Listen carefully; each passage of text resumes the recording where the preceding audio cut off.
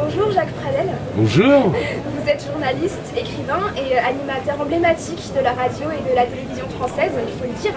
Oui. Vous êtes notamment connu pour vos émissions sur les faits divers et les affaires criminelles. Je pense par exemple à l'affaire du Lieu ou la chronique criminelle aussi plus récemment. Ouais. Et vous êtes présent au Festival du Livre de Nice 2025 pour présenter votre nouvel ouvrage, L'univers du crime, paru le 14 mai 2025. Qu'est-ce qui vous a motivé à écrire cet ouvrage et comment vous avez sélectionné les affaires?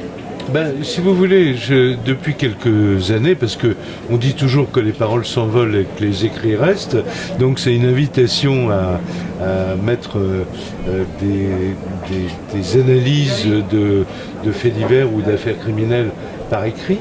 Parce que d'abord, contrairement à la radio ou à la télé, on peut prendre le temps d'abord de lire. On peut relire, on peut revenir en arrière, donc je trouve que ça me convient bien comme démarche. Et en même temps, ce qui m'intéresse, c'est pas du tout le sang, la violence, le macabre, les choses comme ça. C'est plutôt le décryptage, c'est-à-dire essayer de comprendre le pourquoi du comment et de l'expliquer aux gens. Alors ça, très souvent, le pourquoi du comment, on commence à le comprendre vaguement des mois, voire des années après une affaire criminelle ou après un procès, quoi, si vous voulez. Et ça, c'est mon premier intérêt, c'est donc le décryptage.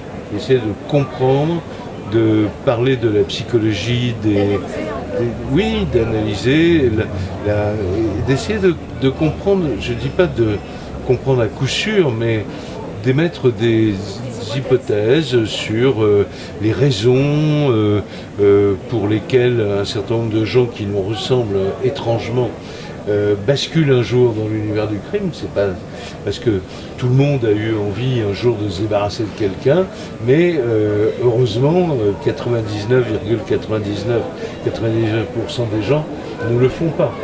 Bon, mais alors, qu'est-ce qui fait que quelqu'un bascule ? Donc le passage à l'acte, ça c'est quelque chose qui m'intéresse beaucoup. Et le passage, il n'y a pas de règle, il n'y a pas d'équation qui explique chaque affaire criminelle, parce que les circonstances dans lesquelles quelqu'un pète les plombs, on va dire pour aller vite, et bascule dans le crime, sont toujours des raisons différentes d'autres personnes. Voilà. Donc c'est pas une cause, c'est comme les accidents d'avion, il y a un grand nombre de paramètres en général qui font que dans certaines circonstances dont j'essaye d'expliquer, les gens, certaines personnes pensent qu'ils vont résoudre le problème ou les problèmes qu'ils rencontrent en supprimant la personne qui symbolise ces problèmes. Et en général, ils se trompent, évidemment. Comme ce ne sont pas des professionnels du crime, ils se font prendre. Et c'est pour ça qu'on peut raconter leur histoire, finalement. Et qu'est-ce qui vous attire tant dans ces récits? Parce que c'est vrai que maintenant, depuis plus de 30 ans, vous racontez des histoires criminelles à la radio, à la télévision. Oui, absolument. Mais le critère de choix, par exemple, dans ce livre-là, qui est le dernier, c'est, comme les accidents d'avion également, une multiplicité de critères, par exemple le côté spectaculaire ou pas du crime, la personnalité de l'auteur, homme ou femme, la personnalité de la victime, et j'ajoute l'époque où ça s'est produit. Parce que je crois que chaque époque, que chaque affaire criminelle raconte d'une certaine manière l'état de la société à l'époque où ça s'est produit. Par exemple, en France, pendant des décennies, on a parlé de crime passionnel. Alors, on avait l'impression que crime passionnel, c'était moins grave. C'est quand même un crime. Quand quelqu'un a tué quelqu'un, bon. Mais la justice était finalement assez bienveillante, quoi. Et maintenant, elle a évolué, la société a évolué, et le crime passionnel, on n'en parle plus.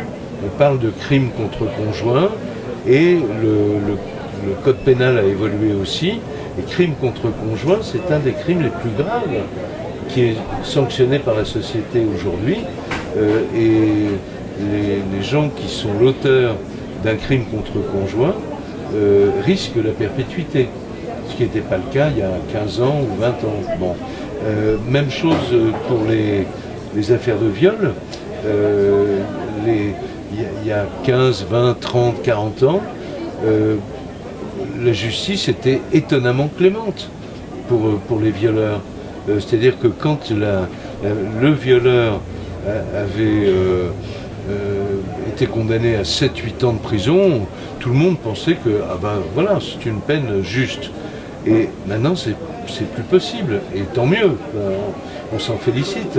Mais à l'époque dont je parle, il y avait toujours dans un procès quelqu'un qui posait la question à la victime, c'est-à-dire la femme, mais madame ou mademoiselle, vous étiez habillée comment? Donc ça suppose que vous l'avez bien, ça veut dire que vous l'avez quand même un peu cherché. Bon, alors c'est inacceptable aujourd'hui, mais ça fait partie donc des choses qui ont fait que j'aime bien décrypter, ne serait-ce que pour pointer les bonnes évolutions, on va dire, de la justice. Mais il y a aussi des mauvaises évolutions. Par exemple, les progrès de la police criminelle, de la police scientifique maintenant, sont tels que même une prescription au bout de 20 ans, c'est plus à l'échelle des progrès scientifiques. Justement, selon vous, comment ces progrès ont-ils transformé le travail des enquêteurs? Parce que vous avez écrit un livre et... Le travail des enquêteurs a totalement changé, l'approche de la scène de crime a totalement changé depuis que les traces numériques, c'est-à-dire des traces invisibles par définition, peuvent être maintenant repérées et recueillies. Par exemple, actuellement, s'il y a un crime ce soir, les policiers ou les gendarmes qui vont aller sur la scène de crime doivent laisser leur téléphone à plus de 100 mètres de la scène de crime et s'ils ont des objets connectés, également de se débarrasser de leurs objets connectés. Ça veut dire que simplement, depuis maintenant quelques années d'ailleurs, les traces numériques, c'est-à-dire le fait que quelqu'un pénètre sur une scène de crime, de futur crime, avec un téléphone, même éteint, ça permet de repérer les connexions entre son téléphone et le Wi-Fi de la maison. Voilà, parce que le Wi-Fi est partout et les traces numériques sont partout. Donc on laisse autant de traces numériques derrière nous que de traces repérables à l'œil nu, des fibres, des produits chimiques ou des choses comme ça. Et vous êtes présent à ce festival Vivre de Nice 2025, une rencontre avec le public autour de votre ouvrage. Et que représente pour vous ce festival? Quel message vous souhaitez transmettre aux lecteurs? Moi, le salon de Nice, c'est un salon où je viens régulièrement quand j'ai un bouquin en circulation, parce que quand on raconte une histoire criminelle à la radio ou à la télé, on ne voit pas les gens. Donc c'est toujours passionnant. D'abord, ça permet évidemment de mesurer l'impact qu'on peut avoir sur le public, ça d'une part, bien sûr, mais aussi en discutant avec les gens, de comprendre un peu ce qu'ils ont dans la tête, qu'est-ce qui les intéresse vraiment. Alors que si on posait la question en dehors de tout contact avec le public, on parlerait peut-être d'autre chose. On serait persuadé que le public... Par exemple, moi il y a une chose qui me fascine, c'est que les cold cases qui sont devenus un gimmick des affaires criminelles, mais les cold cases n'intéressent pas complètement le grand public.